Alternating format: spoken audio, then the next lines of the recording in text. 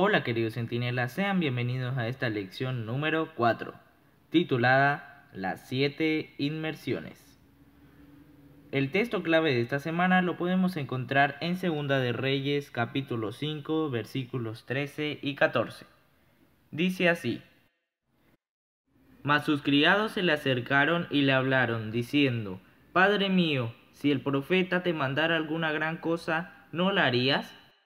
¿Cuánto más diciéndote, lávate y serás limpio? Él entonces descendió y se zambulló 7 veces en el Jordán, conforme a la palabra del varón de Dios. Y su carne se volvió como la carne de un niño y quedó limpio. Vivimos en un mundo con la tendencia a tratar con naturalidad el problema del orgullo.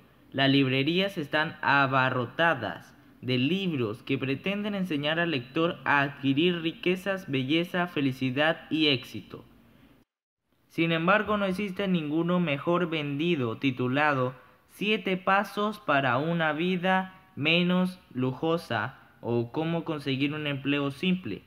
Don King, agente de la lucha de boxeo, resumió muy bien la actitud del mundo moderno con relación a la humildad cuando afirmó: a veces me sorprendo a mí mismo, y digo esto humildemente. Analicemos pues, en nuestra cultura la humildad tiene más de un significado. La naturalidad con que tratamos con el orgullo, no obstante, no es bíblica. La palabra de Dios afirma que al Señor no le agradan los orgullosos y los arrogantes. En verdad, la palabra contra los orgullosos son bastante fuerte.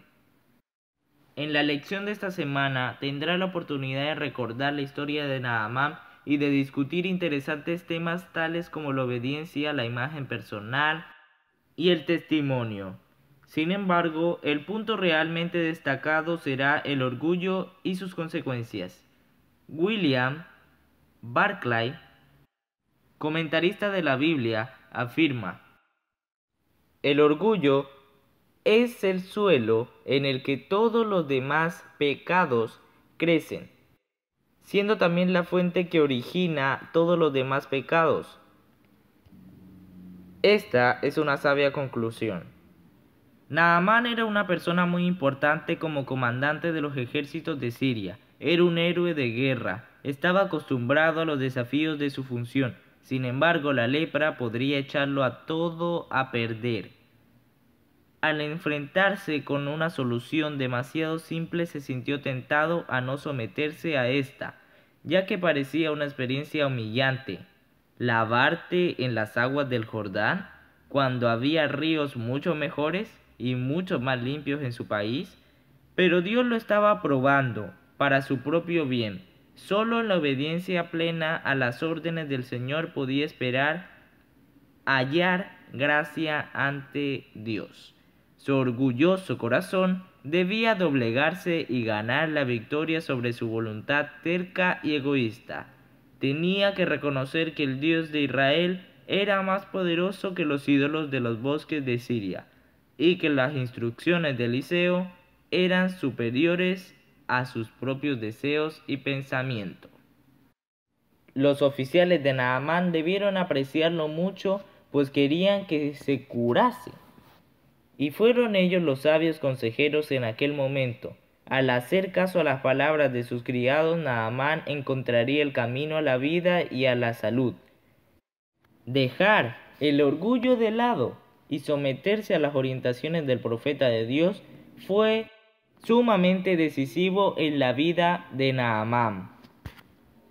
En realidad, la enfermedad de la cual el comandante de los ejércitos de Siria se liberó antes que de la lepra fue la del orgullo.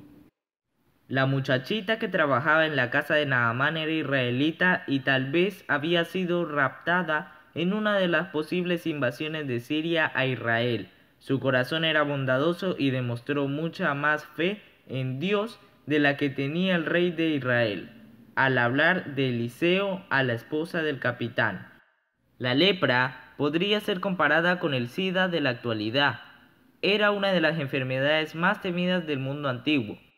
Recibir un diagnóstico de que tenía lepra era lo peor, prácticamente una sentencia de muerte. Naamán no aceptaba recibir gratuitamente la cura, quería pagar por ello. La Biblia dice que él llevó como pago al profeta 350 kilogramos de plata, 72 kilos de oro y 10 mudas de ropa finas.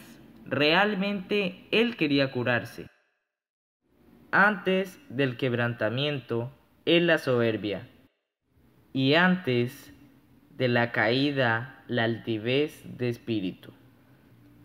Esta semana has conocido un poco más de la historia de Naamán y la manera en que resultó sanado, primero de su orgullo y luego de la lepra.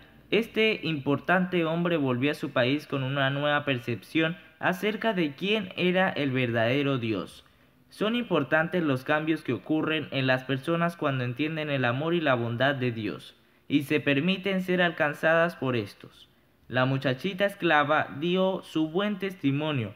Naamán creyó en ella y buscó al profeta en Israel.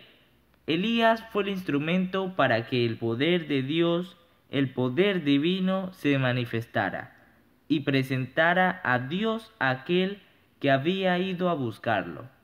El que no terminó bien en la historia fue Jesse, quien reveló su verdadero carácter al codiciar los tesoros que había rechazado Eliseo, para que Naamán pensara que el milagro había sucedido por la palabra del profeta, sino por el poder de Dios. El castigo fue inmediato. Jesse contrajo lepra y al contrario de Naamán no se curó. El orgullo es un pecado mortal y da origen a muchos otros. Dios abomina a los orgullosos, pero ama a los humildes. Actúa por intermedio de ellos. Eliseo realizó una importante obra en favor de Israel. Elena de White dice: aquel sobre quien había caído en plena medida el espíritu que había reposado sobre Elías se demostró fiel hasta el fin. Nunca había vacilado ni había perdido su confianza en el poder del Omnipotente. Siempre cuando el camino parecía completamente cerrado, había avanzado. No le tocó a Eliseo seguir a su maestro en un carro de fuego. A pesar de ello, fue confortado y sintió la presencia de los ángeles cuando llegó el momento de su muerte. ¡Qué hermoso ejemplo! Que tu corazón sea humilde delante del Señor y que Él lo use a fin de alcanzar a muchos otros que necesitan conocer quién es el Dios a quien tú sirves. Bueno, queridos centinelas, espero que te haya gustado esta lección de Eliseo y de cómo Naamán pudo curarse primero de su orgullo y después de la lepra. Muchas gracias por ver este video hasta aquí y nos vemos en una próxima lección centinela.